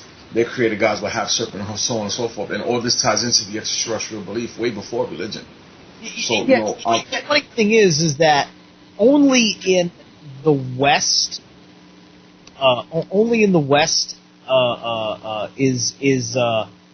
are predominantly the concept of serpents seen in the negative. And when I mean the West, I mean Western civilization. I'm not talking about like also encompassing, like natives to South America or whatnot. I'm just talking about those who have been effectively Christianized. Everything that's scaly, all of a sudden is something that is responsible for temptation and sin. But in the East, often things like dragons and serpents and whatnot are positives. And they're considered good luck and wisdom. They're personified wisdom and considered to be good luck, actually. Right, exactly. Even Steve, I'm pretty sure you can attest to this. If we go back into the Garden of Eden, even the serpent there stood upright and spoke, had arms, legs, and spoke. As far as I'm concerned, the serpent in the garden was the good guy. Yeah, but I said that like about a couple of weeks ago. I said the same exact thing. What he wanted to do. All based on one simple thing. What was the tree? It was the tree of the knowledge of good and evil. What sadistic bastard tells you you're not allowed to know right from wrong? If somebody came to you today and said, you're not allowed to know right from wrong, I'll tell you what right and wrong is. Well, maybe there was no wrong until it was a thought. You tell them to F off. You'd be living the Adam and Eve story. So I say more power to them. That is the core of the sexism of the Bible. It is to make it look like Eve made a bad decision by influencing Adam to share and partake in the fruit of the wisdom of good and evil. Does it make sense to you now? It should. Absolutely. If you think about it, in Genesis, I find that whole story just very interesting because I've always said, it's common knowledge and it's common sense. It's not so much me saying. To control people, what you have to do is keep them ignorant. Obviously, it's evident even today. And in Genesis, that's exactly what the God of the Old Testament was doing. It was keeping everybody ignorant and because they were easier to control. Once the serpent told us, look, you guys can become like gods if you just learn a few things. And that's when we flourished. And in actuality, in Genesis 6, once we started, learning from the quote-unquote fallen, astronomy, astrology, science, measurements, math, everything that was given to us, in the first civilizations on this planet, everything was given by them, that's when God actually came out and said himself, I regret that I made men. He actually regretted making us. And I found that to be fascinating. I was like, wow, you mean to tell me that just because we gained knowledge and rebelled and realized all the crap that you was turning us into slaves, and all the serpent did was free us, and this is what Christianity and most religions pervert. The serpent also brought warfare into the game, though. They're the ones that gave us weaponry and the masking of makeup, vanity. They absolutely did, But again, I think war is necessary. In some aspects, war is necessary considering, but even so, defending the God is necessary. Excuse me. Defending oneself is necessary. Of course. Like when Americans decided that they wanted to be free, that they wanted to be independent from England, they didn't sit there and start a war with British. They made their declaration, and the British intended to go to war with us for our insurrection. Thus, we needed to defend ourselves, and all we simply did was fight until they left. That was it, just protecting our home, and we were claiming it. We were claiming it from them.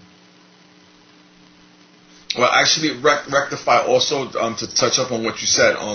The first wars in the Bible was actually the lineage of the Old Testament God's people destroying that lineage, which came from what was considered that to be of the fallen and mankind, their lineage. So the first wars were more like a war of bloodlines, not so much war to be war. You know, if you look in the Bible, in the first 5 books, it's evident also in Deuteronomy and in Numbers that they were hunting giants. Even in Genesis 6, it says that there were giants in the days of Noah and also afterward, meaning that Noah wasn't the only one that survived the deluge. There were a lot of other people that also survived, and even the giants that were there before him were also there after him. So, I think some survived in minuscule numbers, because I don't believe that Noah was the only people that. Of course not. Shelter. Well, the whole flood story. I mean, it wasn't a global flood. If you look in Sumeria, they actually dug up a layer of clay, Steve, that only went up. It only extended 400 miles from north to south and 100 miles from east to west, and that came from the Persian Gulf, and it made its way upward through Eridu, which was the Eridu, Bath, Tibera, and Shurapek, which were the first 5 cities in Sumer, and it made its way upward, or kind of like a tidal. And back in those days, they considered Sumer the cradle of civilization, meaning there wasn't nobody else around. There was civilized. So when that tidal wave and that flood happened, that deluge happened, they considered it something that was global, because they considered Sumer the entire world. Nothing lived outside of that. And we there's a big misconception now that the flood was something that happened globally. There's absolutely no evidence for that. But there is evidence to suggest that a flood did happen in Sumer.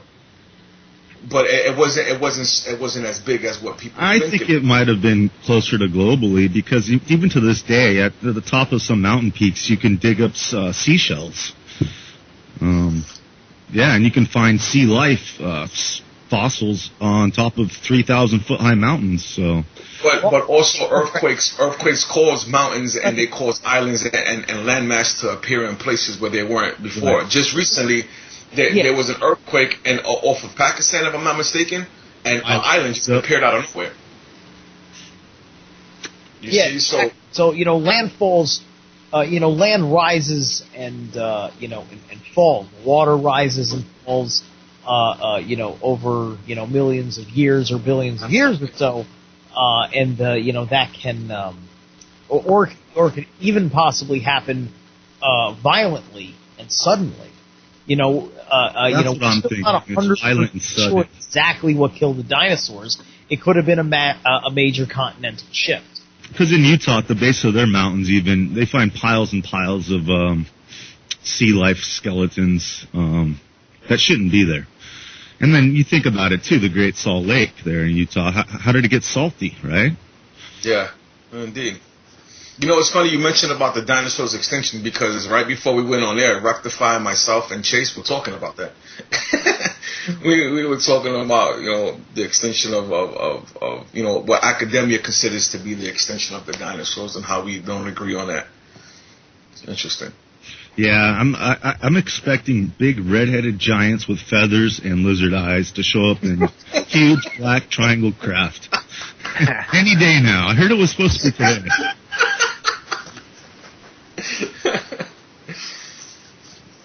But yeah, man. Hey, so what's going on with these cops killing people nowadays? Just going up to cars. Guys can't even talk to cops no more without getting shot. Yeah, I don't talk to cops. It's far away from cops.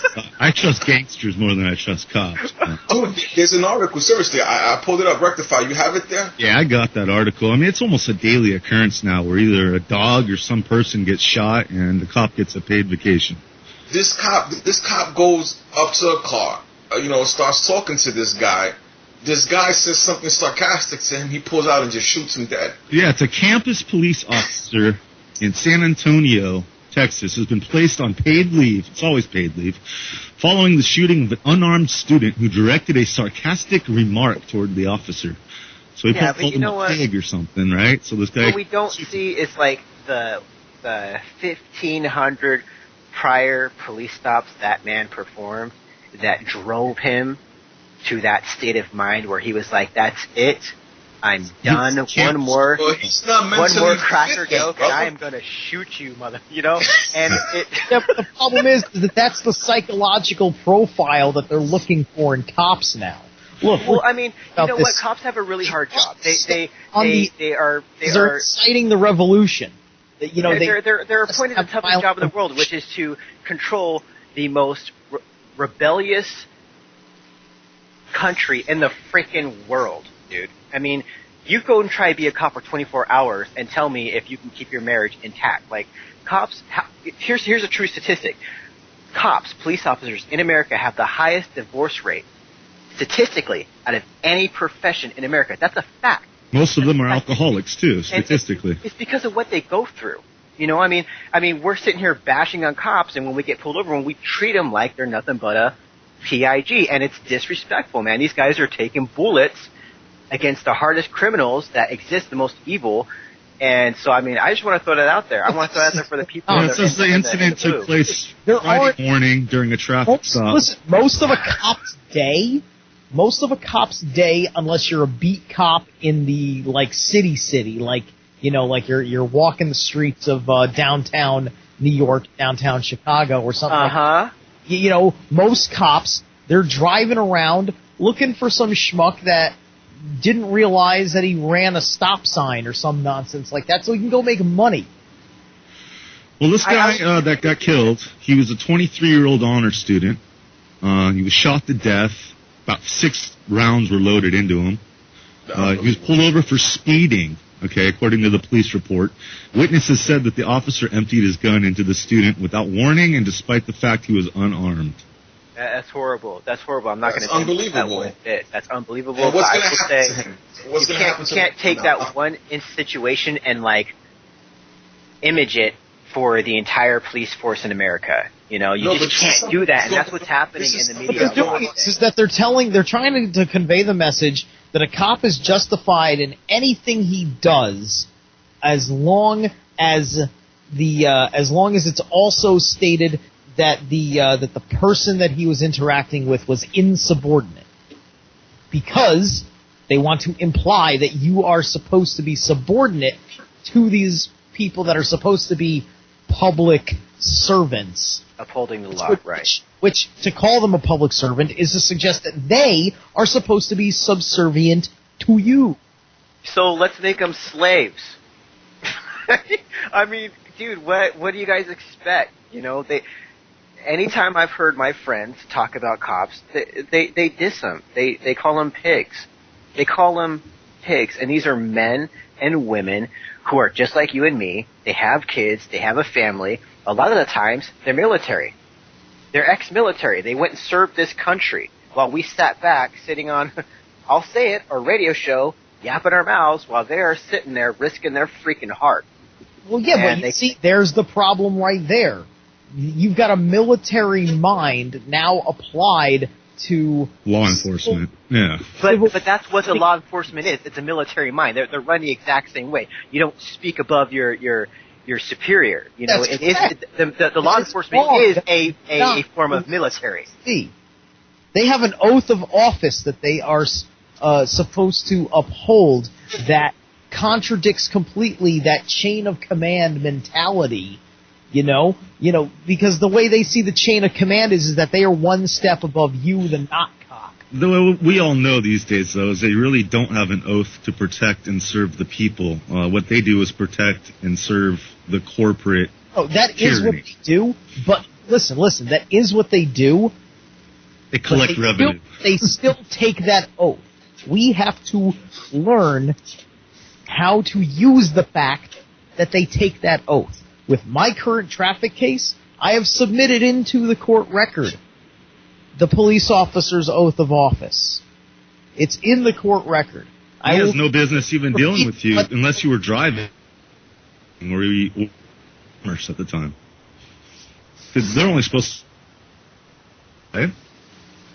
Only if they're acting in the capacity of a policy enforcer. If they're acting in the capacity of their as a public servant, if they're acting in the capacity of a peace officer. Oh, yeah, if there's no corpus delicti, there's no body of the crime. That's the thing. You have to understand. They do have two roles. Most of the time, they are not performing the honorable role of office that they are expected to, because there's rarely a need to do it. There's rarely a need to do it because, with the exception of certain places that have a natural tendency to have a population that's maybe a little unruly and thus is a threat to public safety, health, and welfare, with the exception of that, there's nothing for them to do other than to deal with the commerce side of things, which is created for the budgetary reasons of the state. All I know is if I was a police officer, I put on a badge and I put on a bulletproof vest. I had to carry a walkie-talkie, a patrol stick, a Glock with 3 rounds, a pair of cuffs, a walkie-talkie that allowed me to call for backup, a K-9 unit, and a helicopter. And, 2 years in a row, I dealt with people that the first thing they said to me was, F you, you effing pig. I'd be pissed off. If I pulled you over, I might hit you. I might hit you with my stick, bro. I'm gonna let you know. I might pop you on the head with my stick. There are so few people that have a positive police experience in the way that they expect it to be. In the way that either the lie has been sold to them of what a cop is supposed to be, or in people like us go and find out that a cop is actually supposed to be. I don't believe a badge, nor a costume, nor being able to open carry grants any special rights. They still have to deal with God's law, as far as I'm concerned. They're not above God's law, but these days they're acting like, or not acting, they are taking it upon themselves to be their own God. We are supposed to be the enforcers of God's law. There's just no due process anymore. They're judge, jury, and executioner on the side of the road, for God's sake. They're even wanting your blood now. Oh, yeah. Well, no, and I get that, but listen, it's like what I was saying before, and let me re-clarify it. Is that the media on whichever level that it's necessary for it to get to the target audience is giving special attention to these rare moments where this happens, because they want to set the precedent for it. Thank you. Also, they want to instigate the violent revolution. They want to people the idea that you better start shooting at cops because we can guarantee they're gonna shoot at you. That's natural. They don't show you the 30 cops in the last month that got shot while just doing a basic traffic routine stop. They don't show that. Instead, what they show is what pertains to the masses, which is us, the lower bottom, where we're getting picked on, or maybe we're getting the shorter end of the stick. But they're not showing what these cops truly go through on a day-to-day basis. The main thing that they want to do whenever a police encounter is portrayed on the news is they want to use it as a case example for everybody to say, this is what you do not do with cops. It's behavioral conditioning. A lot of the stuff doesn't even make mainstream, though. Like, I find a lot of it at copblock.org and sites like that, these YouTube videos that never really seen mainstream. I mean, I've seen a video, a guy in his own apartment, everything's closed up, there's like 4 cops outside. His neighbor called for a noise complaint. And these cops say, if you don't come out, we're going to bust your door down. Sure enough, they bust his door down and tase him and his wife for a noise complaint.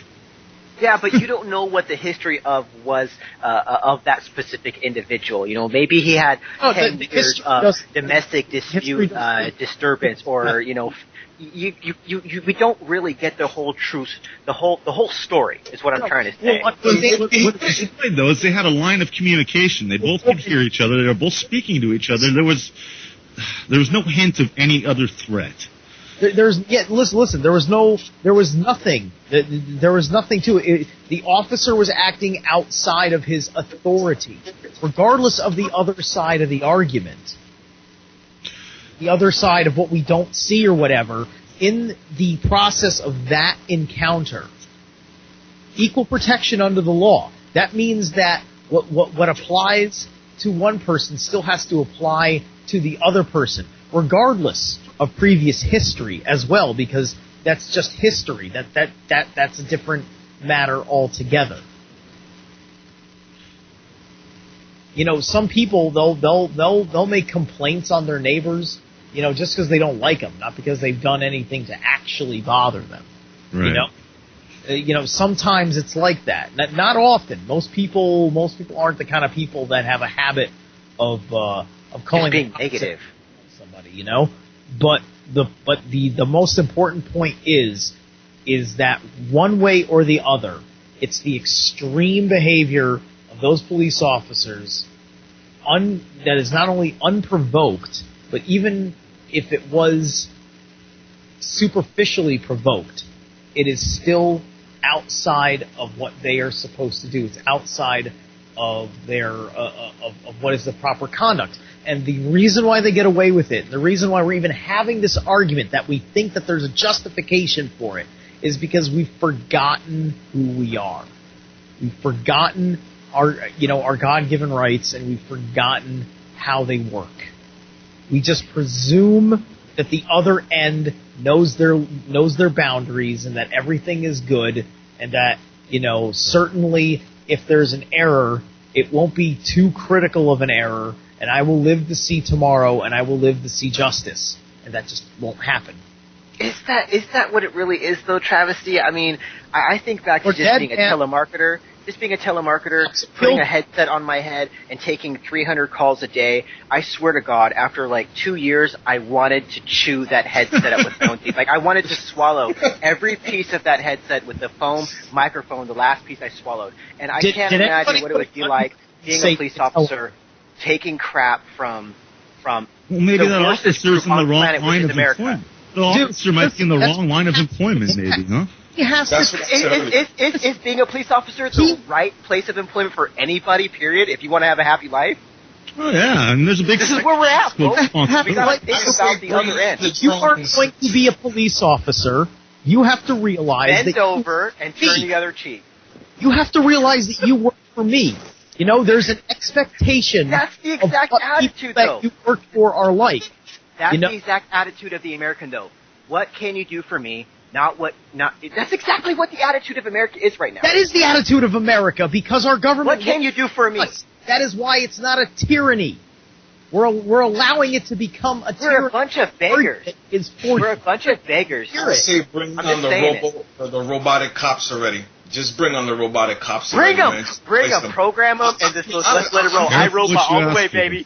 Will Smith. Careful what you ask for. They might have underground bases full of these things already ready to come and I welcome it. And you know what? So do all the police officers. They do. I'm being extremely real. I'm not even being sarcastic. I say bring on the robotic, because humans are just not fit for that line of duty. Honestly, it's evident now. People are dying in the streets, getting shot by cops. This guy in Brooklyn, like a couple of years back, pulled out an Afro pick and got shot down by like 5 cops. Enjoy your extra big ass fries. Look, this is very little to do with my big ass fries, bro. With the actual cops themselves, but more so with what the cops are given the authority to do. We have too many things that are against the law. This is why we're not free. There are too many goddamn laws. You know, there's too many non-violent laws. There's too many extortionary statutes in which they want to induce a fine on you. All these little opportunities for a man with a badge and a gun in a uniform to walk up to you, intimidate you, and force you into contract or into a jail cell somewhere. Vibes in the chat room's got a question for you, Stevie. Still in litigation, or did you resolve that? Charge money for crossing the street, jaywalking? If a cop really wants to, he could bust you for jaywalking and make you pay $40, $50, just to make $40, $50 for the damn state. So you tell me. So yeah, you better have the ability to, you better have a damn good temperament and patience to be a cop. If you don't, you do not deserve to be a cop. Exactly. Because Absolutely. So make them into robots. So we Well, that's what I said. But that's exactly what I said. We're on the robots already. I'd rather deal with a robot than to deal with a human. You guys know Google bought out Boston Dynamics the other day? What that cop has to understand is that we are innocent until proven guilty, and he is not the judge. He is not the jury. So, especially that he's not the jury. So, therefore, he cannot make the determination that we are guilty. Therefore, he has to act like we are innocent. He can have the ability to press charges on us, to arrest us if we are in breach of the public peace, and he has the ability, to bring us into court. Steve, I like my free will. I like my free will, and I don't want my car to drive me around. I love driving my car. Correct. But it's getting to the point to where it's going to be everything does it for us instead of having free will anymore. For God's sake, Google just bought Boston Dynamics, one of the biggest manufacturers for DARPA. Well, I don't know about you after 5, but after I have like a few beers, I want my car to drive me home. Well, that's a different story. I don't drink and drive, personally. I'm just saying, you know what I'm saying? I have to come from a pub. I don't want to drive home. Just put it in the auto. You get there. It is what it is. I don't got to pay for a cab. Yes. That makes it really interesting is that, this is just a week or two after the announcement of Amazon's intentions of doing drone-based deliveries. So that's two internet companies that are now directly working with new forms of robotics, and this is all really for one purpose. They're really upping the robotics. Exactly, and it's not just government agencies. They're allowing drones. They're permitting drones for private manufacturing corporations to use in our space. It's very simple why they are doing this. We're now at the point where they realize that, in just a couple of years. I came in early, guys. That's the end of the show. So they got to automate good stuff. Been listening Thanks to for joining us, everybody. Thanks for joining us here. And Chase, thank you a lot for coming on for us. Have a safe trip down in South America, Chase. We'll be back next week again, Tuesday, early morning, Monday night. Everybody have a great week. Much love.